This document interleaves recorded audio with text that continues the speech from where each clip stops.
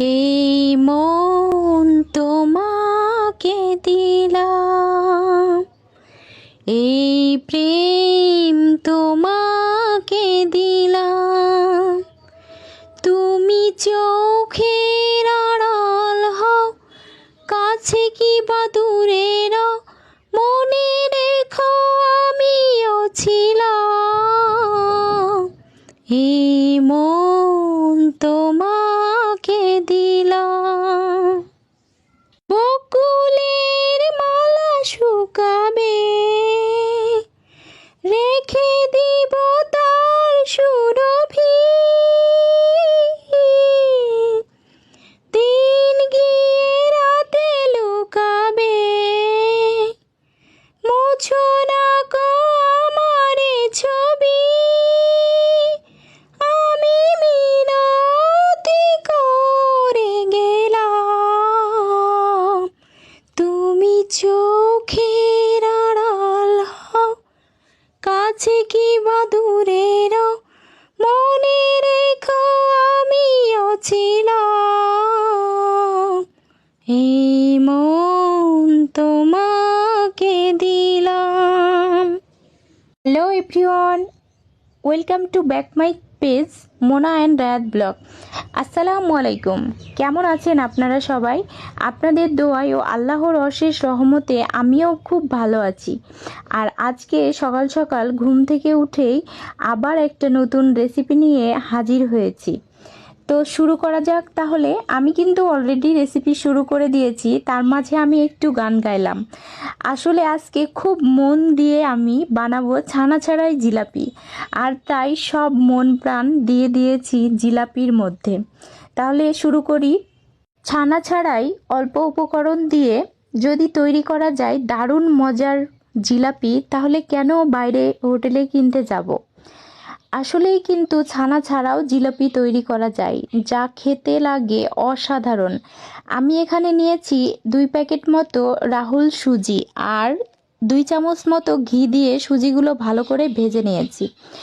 আর ভাজা হয়ে গেলে দিয়েছি 2টা 10 টাকা দামের গুঁড়ো দুধ, আর সঙ্গে দিয়েছি লিকুইড দুধ দিয়ে ভালো করে সুজিটাকে জাল দিয়ে গাঢ় করে নিয়েছি, যেমনভাবে আমরা বাসায় সুজি বানাই। তারপরে আমি সুজিগুলো ঠান্ডা হয়ে গেলে অল্প একটু ময়দা নিয়ে আমি সুজিগুলোকে ভালো করে আটার ডো তৈরি করে নিয়েছি। অবশ্যই ময়দা ব্যবহার করবেন, আর ভালো করে মথে নিয়ে আটার ডো তৈরি করে নেবেন। আর তারপরে আমি একটা পিড়ার ওপরে অল্প একটু আটা নিয়েছি, আর লম্বা লম্বা করে শেপ দিয়ে এইভাবে গোল গোল করে ঘুরিয়ে নিয়ে জিলাপি বানিয়ে নিয়েছি। তবে হ্যাঁ, অবশ্যই কিন্তু জিলাপির সাইডে যে অংশটা ভালো করে জয়েন্ট দিবেন, নাহলে কিন্তু ভাজতে যেয়ে খুলে যাবে। আর অল্প একটু আটা নিয়ে আমি করেছিলাম কি, সুজির বড়া বানানোর জন্য গোল গোল শেপ দিয়ে নিয়ে সুজির বড়া মতো আকারে শেপ দিয়ে নিয়েছি। তো তারপরে আমি এরই মাঝে কিন্তু চিনির শিরা তৈরি করে নিয়েছি। শিরাটায় আমি কিছুই দেইনি, শুধু 4-5টা এলাচ দিয়ে ভালো করে আঠালো করে চিনির শিরা তৈরি করে নিয়েছি। আর এখন আমি জিলাপিগুলো ভেজে নিব।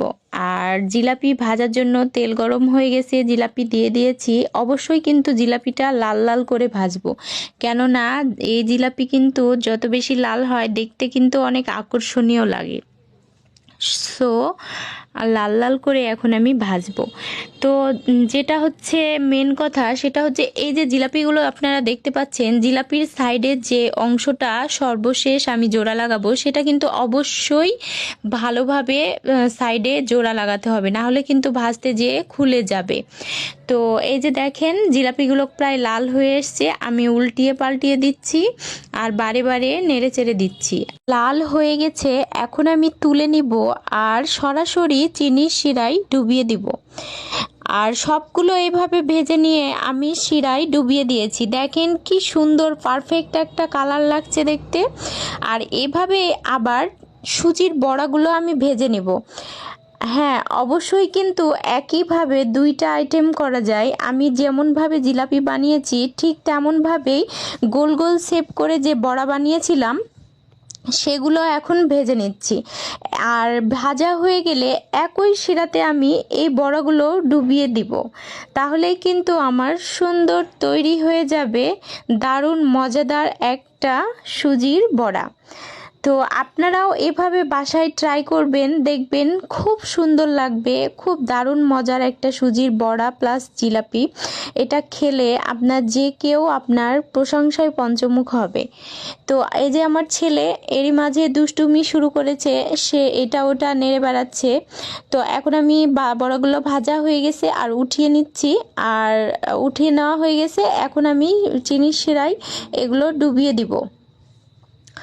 তো ডুবিয়ে দেওয়া হয়ে গেলে এখন আমি পাতিলটা আবারও চুলায় দিয়ে হালকা পরিমাণে একটু ভালো করে ফুটিয়ে নিলাম। তাতে কি হবে, প্রত্যেকটা জিলাপির মধ্যে শিরা প্রবেশ করবে আর ফুলে বালিশ হয়ে যাবে। অবশ্যই কিন্তু শিরার পরিমাণ সব সময় বেশি করবেন। আমার একটু কম হয়ে গেছে, আর যত বেশি রসালো হবে খেতে কিন্তু খুব ভালো লাগবে। তো আমি নিচের থেকে 2টা জিলাপি আর 2টা সুজির বড়া উঠালাম। আর আপনাদেরকে এখন আমি ভেঙে দেখাবো যে আসলে ভিতরটা কেমন ছিল। তবে অবশ্যই শিরার পরিমাণ বেশি করবেন, তাহলে রসে যত ডুবে থাকবে ততই কিন্তু ফুলবে আর অনেক নরম তুলতুলে হবে। তো এই যে আমার জিলাপি, এখন আমি এটা ভেঙে খাবো। মিষ্টির পরিমাণটা কিন্তু সঠিক ছিল, কিন্তু একটু শিরাটা একটু কম হয়ে গেছিলো। যাই হোক, এই যে দেখেন ভিতরটা কি সুন্দর, একদম নরম তুলতুলে হয়ে গেছে। হঠাৎ বাসায় মেহমান আসার আগেও পরে খুব কম সময়ে অল্প উপকরণ দিয়ে ছানা ছাড়াই বানিয়ে নিতে পারেন মজাদার এই জিলাপি।